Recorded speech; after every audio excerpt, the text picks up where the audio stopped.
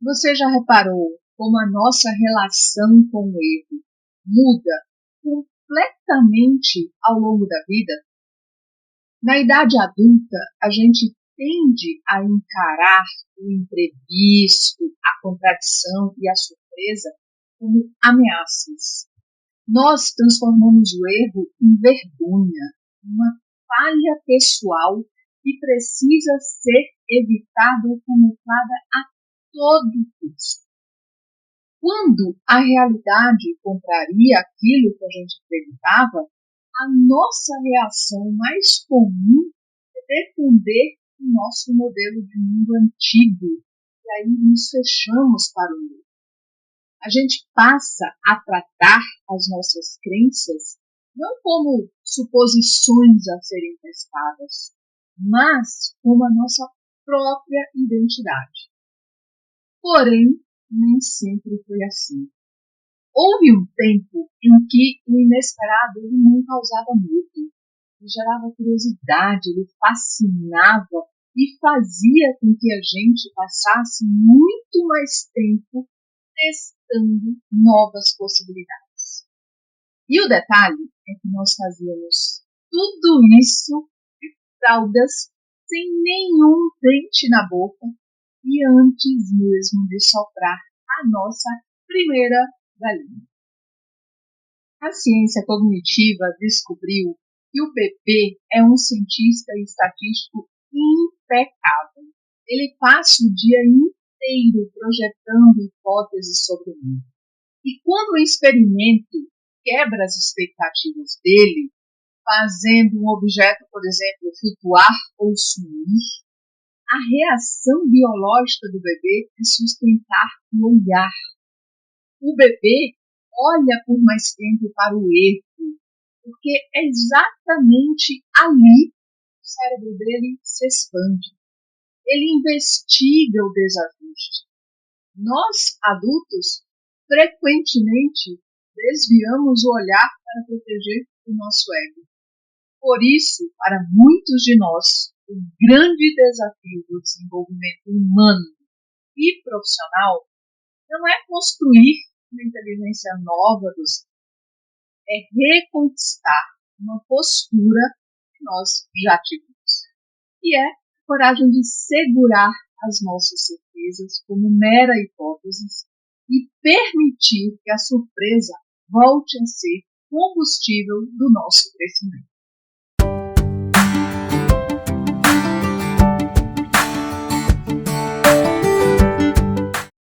Seja muito bem-vinda, muito bem-vindo ao canal Sob a Árvore. Este é um espaço onde nós estudamos grandes livros, capítulo por capítulo, com o único objetivo: extrair o conhecimento profundo da ciência e da filosofia para nos ajudar a viver melhor. Hoje vamos estudar o capítulo 3 do livro É Assim que Aprendemos, do neurocientista Stanislas Dehaene. O título desse capítulo é O Conhecimento Invisível dos Bebês. Será que entenderemos como a nossa máquina biológica nos entrega o cérebro do bebê, que falamos lá no vídeo anterior, no vídeo passado. Se você está chegando hoje, pegue o seu livro, sente-se confortavelmente conosco e vamos estudar. E se você já faz parte da nossa comunidade, já está inscrito aqui no canal, que bom ter você aqui de volta para mais um passo da nossa jornada. Nos nossos 3 primeiros livros, nós estudamos a primeira parte do livro do Stanislas Dehaene. E o que podemos resumir dessa primeira parte é que aprender é construir um simulador de realidade atrás dos nossos olhos. Construir um modelo interno do mundo para nos ajudar a navegar na realidade. Para entender as engrenagens desse simulador, Dehaene nos apresentou 7 definições de o que seria aprender. Vamos lembrar cada uma delas? Então, a primeira definição é que aprender é ajustar parâmetros. Como exemplo do óculos de prisma, o cérebro ele erra o alvo, calcula o desvio, corrige o movimento. Ou seja, ele vai ajustando os parâmetros a partir dos erros encontrados. A segunda definição diz que aprender é explorar uma explosão combinatória. Isso quer dizer que o cérebro ele quebra o caos do mundo em pedaços. Por exemplo, ele enxerga linhas, depois ele enxerga curvas, depois que ele vai enxergar rostos. Ou seja, ele decompõe o problema do aprendizado, criando um modelo hierárquico de vários níveis. A terceira definição, aprender é reduzir erros. É a lógica do arqueiro. O erro não é uma falha, é o sinal que vai calibrar a nossa roda. A quarta definição diz que aprender é explorar o espaço de possibilidades. E a forma que o cérebro encontrou de não ficar preso ali naquela zona de conforto ou naquela zona escura. Então, aprender também é explorar possibilidades semi-aleatórias. A quinta definição é que aprender é otimizar a função da recompensa, que é a capacidade de predizer o resultado a partir das ações atuais. A sexta é que aprender é restringir o espaço de busca, a capacidade de simplificar e criar regras gerais em vez de se perder nos detalhes. Finalmente, a sétima definição é que aprender é projetar hipóteses a priori. E a teoria de que não nascemos como uma página em branco, chegamos ao mundo com uma certa bagagem da nossa evolução, que são as nossas teorias a priori. E que a partir da experiência nós vamos testando. Esse conceito tem a ver com a questão do aprendizado inato e o aprendizado adquirido, que iremos ver mais algumas vezes ao longo do livro, inclusive no capítulo de hoje. Acontece que se a gente olhar para as máquinas, para a inteligência artificial de hoje, elas até tentam imitar esses passos. Mas DAN nos mostra no livro que ainda existe um abismo entre o processamento mecânico dessas máquinas, desses algoritmos, e a nossa cognição. Nessa primeira parte, vimos também que há pelo menos 6 funções exclusivas que só o cérebro humano tem e que nos dão assim, uma flexibilidade absurda. A primeira dessas funções é a nossa capacidade de absorver conceitos abstratos profundos. Enquanto temos isso, as máquinas só veem padrões rasos e bem na superfície. A segunda é a eficiência de dados. O ser humano faz o máximo com o mínimo, enquanto os algoritmos precisam de milhões de exemplos. A terceira função é o aprendizado social, que é a nossa habilidade única de verbalizar e compartilhar livremente e espontaneamente o que sabemos através da linguagem. A quarta é o aprendizado em uma única tentativa, que diz respeito à velocidade de integrar um fato novo a uma rede que já existe e fazer isso de forma instantânea. A quinta função é a sistematicidade, que a nossa mente ela vai gerenciar leis universais que se aplicam em qualquer contexto, por exemplo, música ou matemática. A sexta é a composição, é o poder de pegar um talento antigo, um conhecimento antigo, e transformar num subprograma e combinar com outros conhecimentos, com outros programas, e resolver problemas completamente novos, completamente inéditos. E o que também nos diferencia de qualquer computador são outras 2 características fundamentais. A primeira é a nossa capacidade de adquirir a gramática de um domínio. Isso quer dizer que nós buscamos meta-regras ocultas no ambiente para acelerar, como forma de acelerar o aprendizado. Vamos descobrindo essas meta-regras, testando, e aí a gente vai hierarquizando e aplicando a contextos. A segunda característica é que nosso cérebro ele raciocina como um cientista estatístico. Nós usamos a lógica bayesiana. Então, diante da incerteza, a nossa mente formula uma teoria, testa na prática, mede ali a distância do erro, atualiza o nosso nível de confiança e a gente segue. Tudo isso foi o fundamento.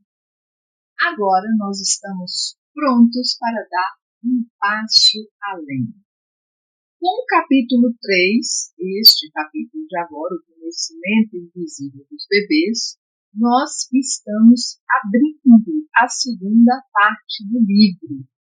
Se na primeira parte nós entendemos o que é o aprendizado, nesta segunda parte nós vamos descobrir como o cérebro humano realiza este milagre na prática.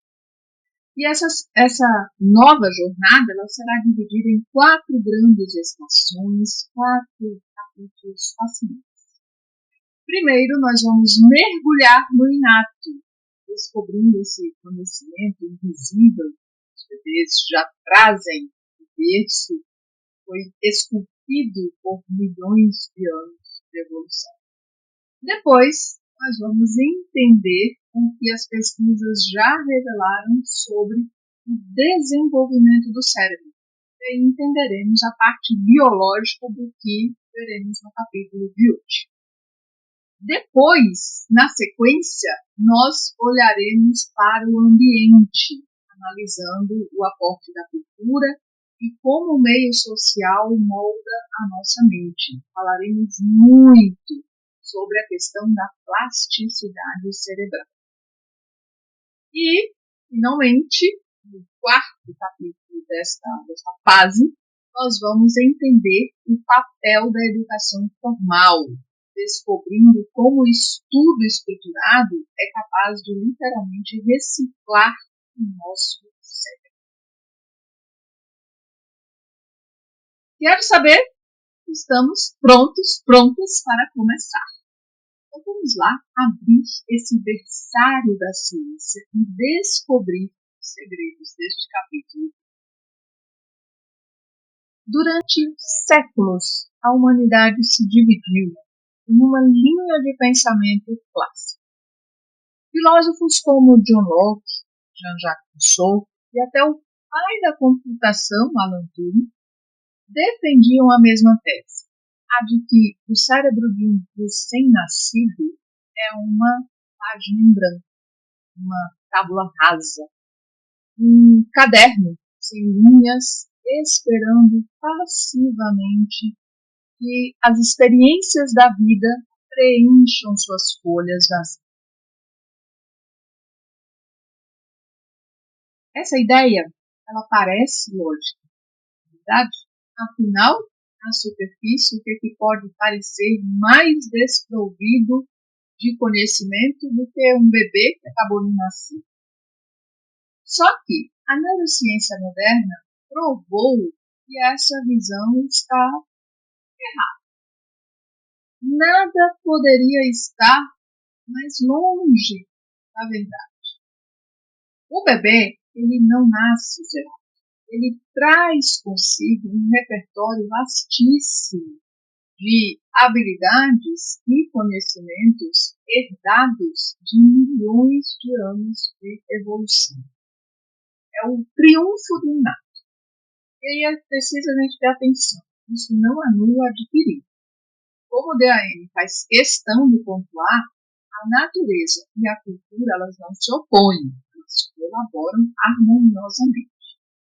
O nosso genoma, ele entrega a estrutura principal, entrega a arquitetura pronta, mas é o aprendizado prático no ambiente que vai fazer o acabamento.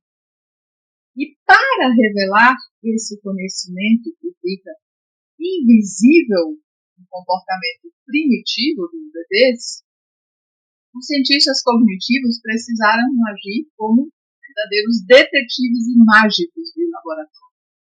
E aí foram monitorando o olhar das crianças através de câmeras de alta precisão até descobrirem algo muito interessante.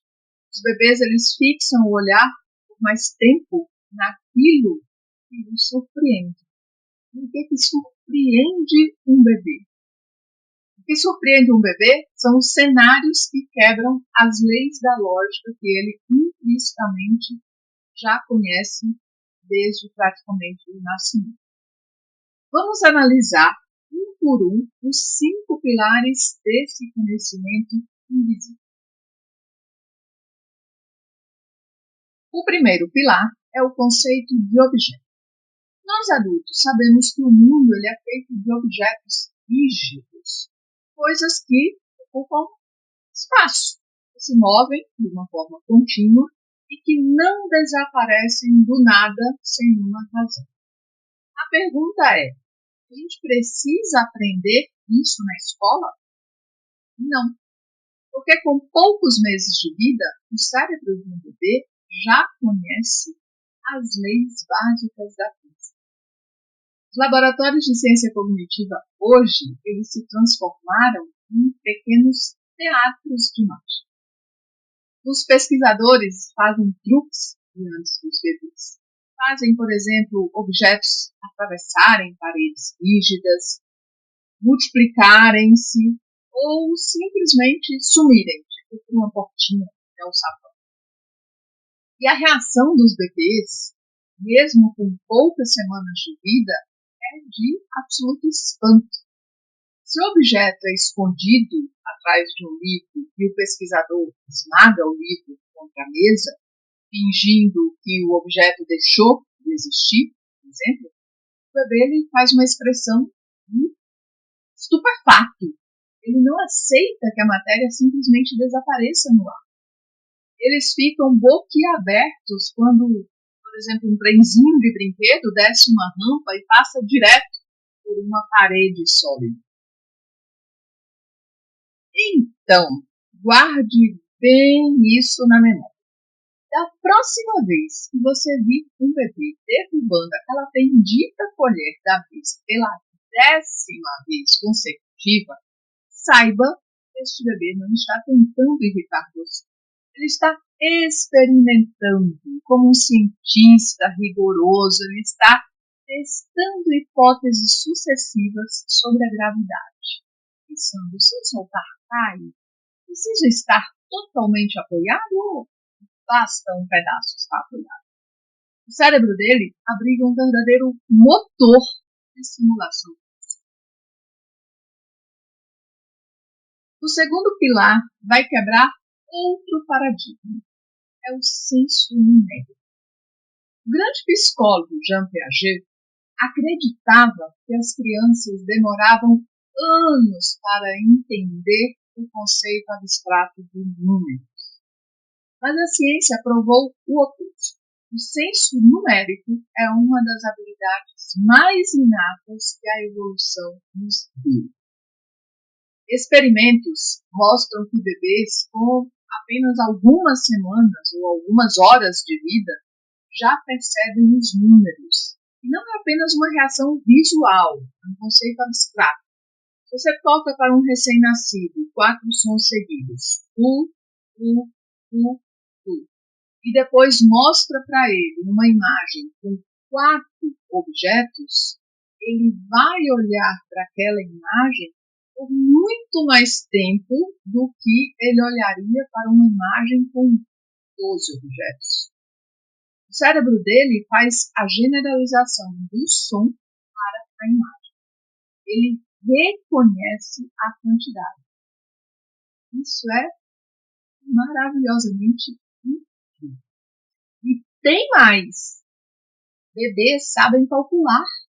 Se um bebê vê um brinquedo ser colocado atrás de uma tela e depois vê um segundo brinquedo ser colocado lá também, o modelo mental dele vai calcular 1 mais 1. Então, precisa ser igual a 2.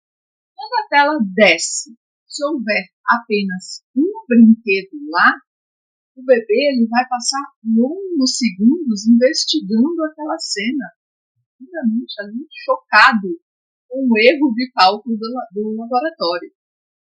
E isso vai funcionar para 1 mais 1, vai funcionar para 2 menos 1, e até para cálculos maiores, como 5 mais 5, 10 menos 5, desde que a proporção do erro seja grande. O circuito dos números já nasce pronto no nosso córtex. Então, não vale mais aquela história de tipo, não tenho habilidade nenhuma para os números. Então, já nasceu com ela. Dando um passo além, o bebê não é apenas bom em aritmética. Ele domina a intuição de probabilidades. Imagine uma caixa transparente ali com bolinhas pulando. 3 dessas bolinhas são vermelhas e apenas uma é verde. E aí, em algum momento, sai uma bolinha. E essa bolinha que sai, se for vermelha, o bebê mal vai reparar, porque estatisticamente era o evento mais provável. Mas se a bolinha que sai, a bolinha que cai, é uma bolinha verde, o olhar do bebê ele congela. O cérebro dele calculou que a bolinha verde só tinha uma chance entre 4 de sair. Então, a duração do olhar dele é diretamente proporcional à improbabilidade do evento. O bebê ele usa a lógica bayesiana de trás para frente e de frente para trás. Diante de uma amostra, ele adivinha o que tem na caixa, né? E diante da caixa, ele prevê a amostra. Ele é um estatístico de fraudas que calcula incertezas o tempo todo para antecipar o futuro. Coisinha mais fofa.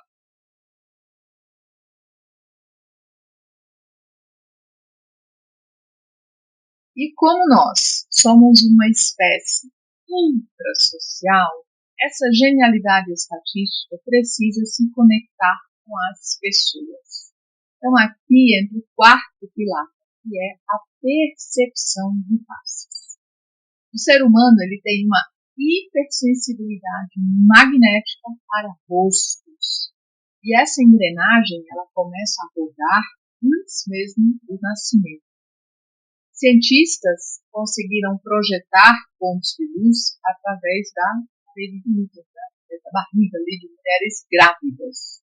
E adivinha o que aconteceu? Se as luzes formavam o desenho de 3 pontos na posição de 2 olhos e uma boca, o feto se movia e virava a cabeça para seguir o padrão lá das luzes. Se os pontos estivessem invertidos, como uma pirâmide, aí simplesmente era ignorado. A nossa preferência por rostos começa ainda na gestação. Com poucas horas de vida fora do útero, o bebê busca o olhar humano. Com 2 meses, uma área específica do córtex visual já se especializa para decifrar expressões faciais. E por quê?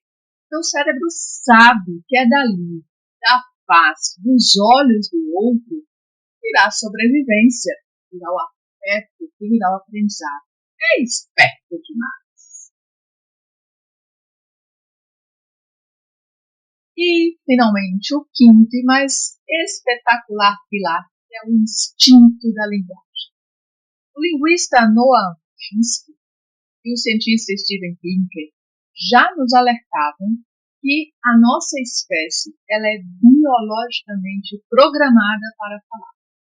O que é inato não é uma língua específica, mas um dispositivo para adquirir qualquer uma delas em tempo recorde. E essa gravação, ela também começa dentro da barriga da mãe. Já no 3º trimestre de gestação, o sistema auditivo do feto está ativo. A melodia da voz materna, O ritmo do idioma filtrado pelas paredes uterinas já são memorizados pelo feto. E ao nascer, o bebê ele já começa a manifestar uma preferência clara pelos sons da sua língua nativa. Pesquisas feitas com bebês prematuros que nasceram ali 2 meses e meio, por volta de 2 meses e meio antes do tempo, revelam que o cérebro deles, mesmo super imaturos, já reage de forma diferente à mudança de vozes e mudança de sílabas. Nos primeiros meses de um bebê, ele é um cidadão do mundo. Ele consegue distinguir os fonemas de qualquer idioma do planeta. Perto de 1 ano de idade, aí ele vai fazendo ali uma limpeza estatística, ele vai percebendo quais são os sons que não são usados ao seu redor e ele vai jogando fora essas hipóteses. E aí foca apenas na gramática e no vocabulário do seu ambiente. Ele calcula probabilidades de uma sílaba vir colada na outra para descobrir onde termina uma palavra e onde começa a próxima. É assim uma verdadeira explosão lexical que nenhuma inteligência artificial ainda consegue copiar com tamanha economia de dados. No fim das contas, você já parou para pensar na escala real da nossa inteligência? Nesse exato momento, o mundo está em pânico, fascinado com supercomputadores, chips de última geração, inteligências artificiais que processam dados em velocidades avassaladoras e fazem tudo no mundo. Mas a verdade científica é que nenhuma linha de código na Terra chega perto do milagre que você operou antes mesmo de soprar sua primeira pergunta. A evolução não levou milhões de anos para nos entregar uma página em branco. Ela esculpiu o nosso córtex, no nosso córtex, uma máquina estatística de altíssima precisão. Antes de você aprender a falar, você já dominava as leis da física. Antes de pisar em uma escola, você já calculava probabilidades, fazia aritmética, rastreava a intenção humana através do olhar. Como incrível nós somos. Isso é o conhecimento invisível. Essa é a nossa verdadeira potência. E é aqui que a gente precisa fechar o ciclo e voltar para a nossa provocação de abertura. Se nós nascemos com esse aparato genial, se nós começamos a vida como cientistas impecáveis, investigando o desajuste, olhando para o erro com curiosidade, por que foi que a gente se engessou ao longo do caminho? Por que nós, adultos, passamos a desviar o olhar do erro para proteger o ego? O desenvolvimento humano e profissional não é só sobre acumular conhecimento. É também um resgate, é um reaprender a olhar para as nossas certezas absolutas. Puxarmos nós, sabe?